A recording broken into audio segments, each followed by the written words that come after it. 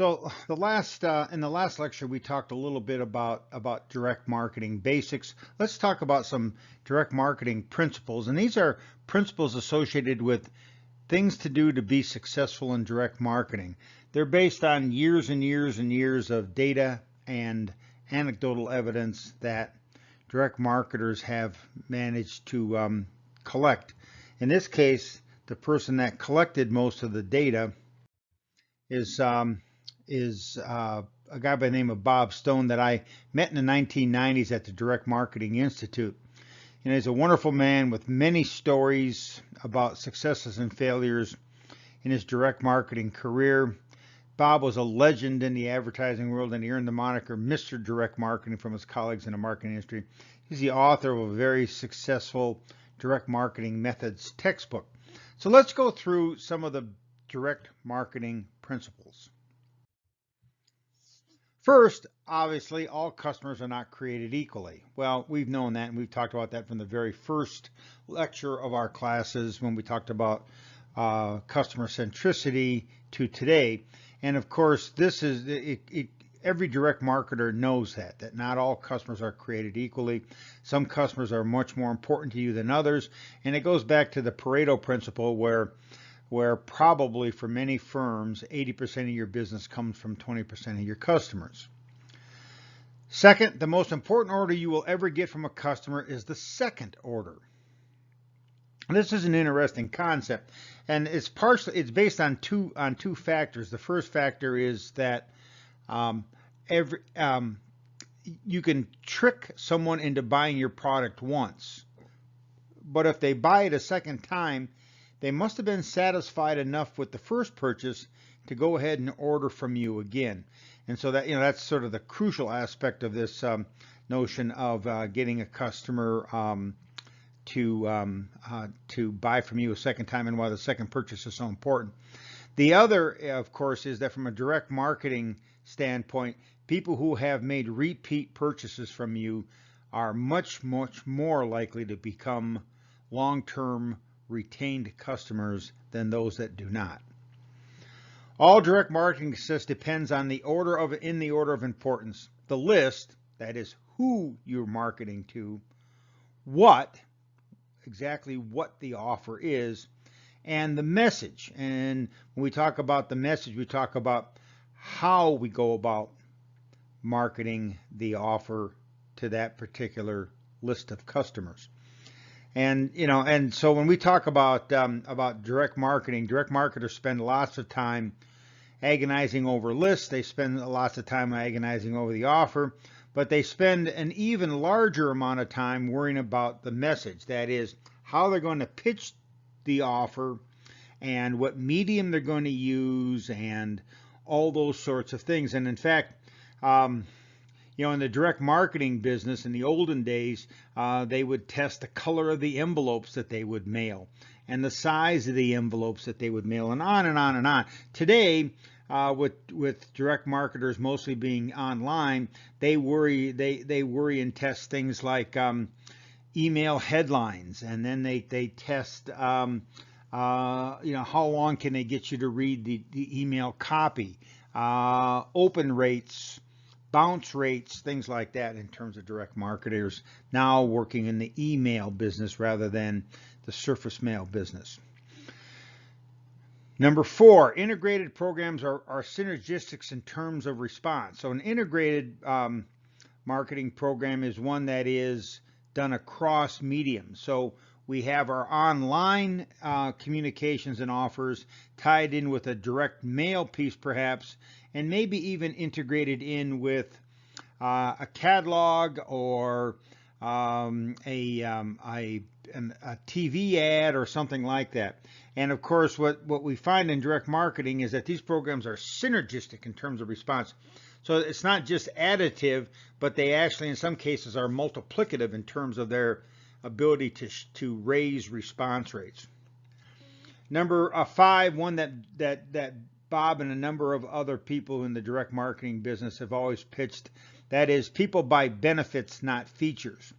So when you watch television and they have things on like the like the ads that they had, the direct marketing ads that they have for um, um, what is it called?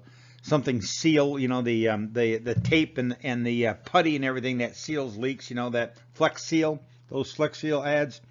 Um, you notice that they always show the Flex Seal fixing something. That is, the benefit of having it is that it will fix that leak. It will fix that problem. And so they show the benefits of having that product around and not just the features of the product, because it's the benefits that sell the product. And always you want to think about that when you're generating copy for a direct marketing piece, whether it be email or banner ads or whatever it might be. Number 6, timing is crucial. So when you make the offer is absolutely crucial. You notice that, for instance, we're now in the World Series and we just finished the NBA Finals. You'll notice that you got a number of ads for Lakers gear, and now it's the Dodgers and the Tampa Bay Rays. And so as soon as the World Series is over, you're going to get offers for Tampa Bay Rays stuff, And so the whole idea here is the timing.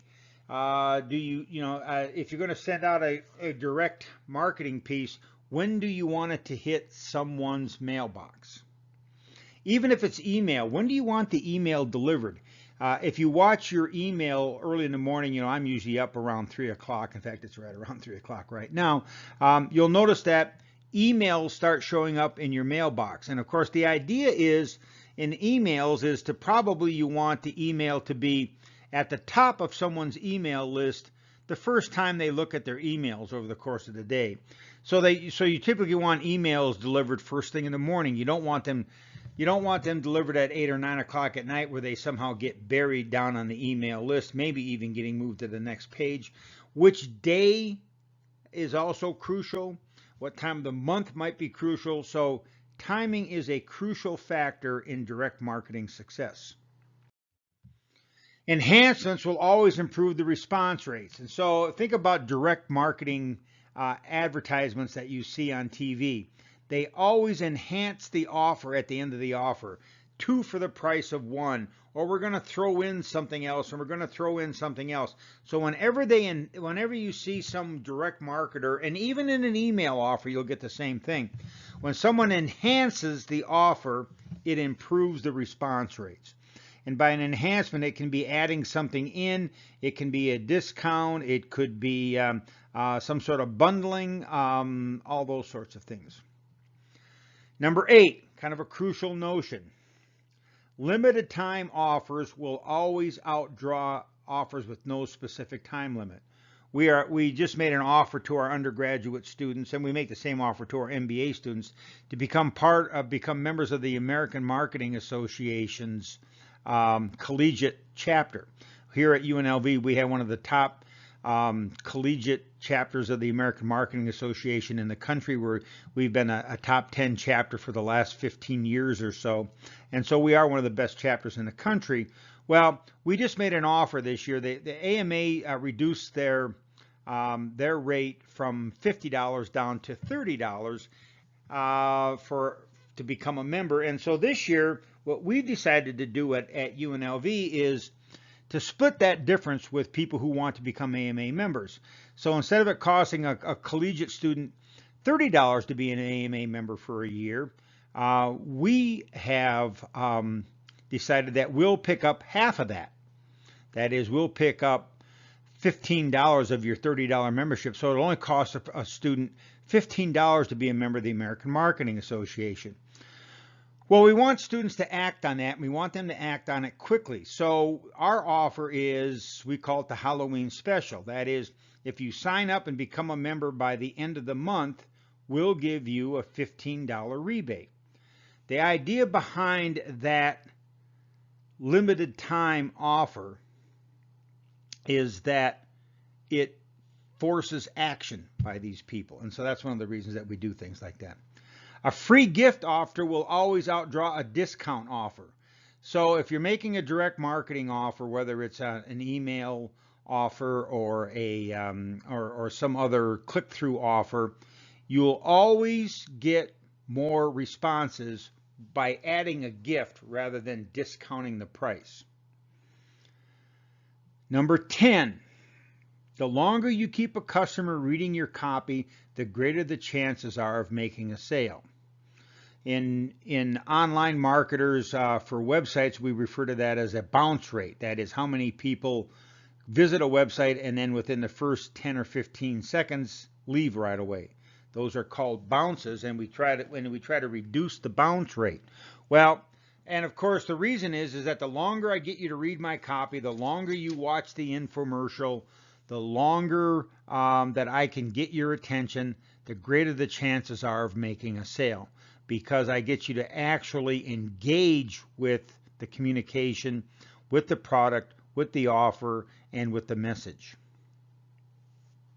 All right, we have some others in here, but let's go down to the next notion, which is a direct response list will always outpull compiled lists. Now there are different kinds of direct marketing lists, and we'll have I'm going to do a really short lecture just so you know this terminology at some point in time. A direct response list is a list of people who have responded to something. So these are people who have subscribed to a magazine, or these are people who have responded to a direct marketing offer by someone. And so and those lists will always outpull a compiled list, which is just a list of potentially like customers that a company might have, or people who signed up for something, that sort of thing. And the reason that the direct response list will outpull compiled lists is that these people, the people who are on a direct response list, have actually responded to a direct marketing offer. So they have opened an email and responded to it, or they have gone to a website, and when an offer was made, they clicked through onto that offer. So those lists will always outdraw compiled lists. It's easier to increase the average dollar amount of an offer than it is to increase the response rate. Okay, and so what this suggests is that that once you have you have made an offer, and you have people who are watching, who are reading your offer or watching your offer or whatever they're doing, I am much more likely to convince people to spend more on the purchase rather than to get more people to respond. So it's easier for me to sort of make, buy an extra one, and for $3 more you can get this added on, and for $4, and to try to get people to sell people up and increase the average dollar amount. It's much easier to do that than it is to get more people to respond positively to the offer. So always think about your ability to sort of sell people up as you're making the offer. Timing and frequency of renewal letters are critical. If you're a member of Sam's Club or Costco, you'll notice that they are constantly sending you offers to renew your membership. It turns out that both the Costco and Sam's Club have lost lawsuits over this issue, and the lawsuit that was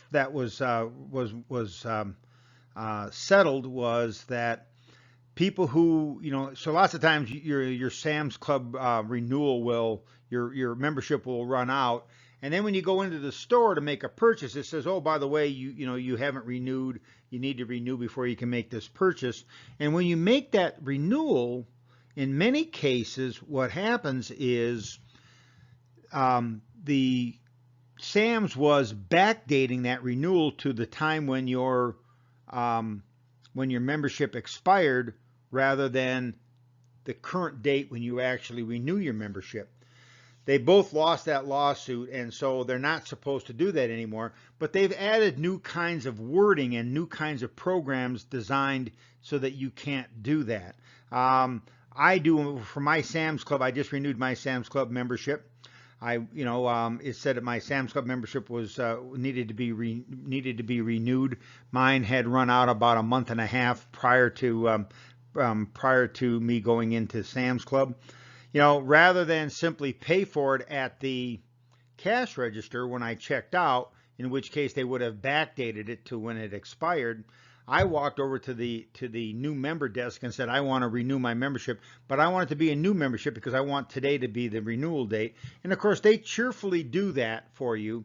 They have to retake your picture and they have to issue a new card. But at the end of the day, it took me about 10 minutes to get another month and a half membership on my Sam's Club cards. And as a super senior citizen like myself, I saved a couple of bucks on it. All right. So in total, we have 24 different direct marketing principles here. We've talked about maybe 14 or 15 of those principles. The rest you can read at your leisure. There's also a handout associated with this that will be in the files for this week. And here I have at the bottom, I have a website that or a URL that leads you to a bunch of direct marketing principles and also some information about copywriting. So enjoy that when you get a chance also.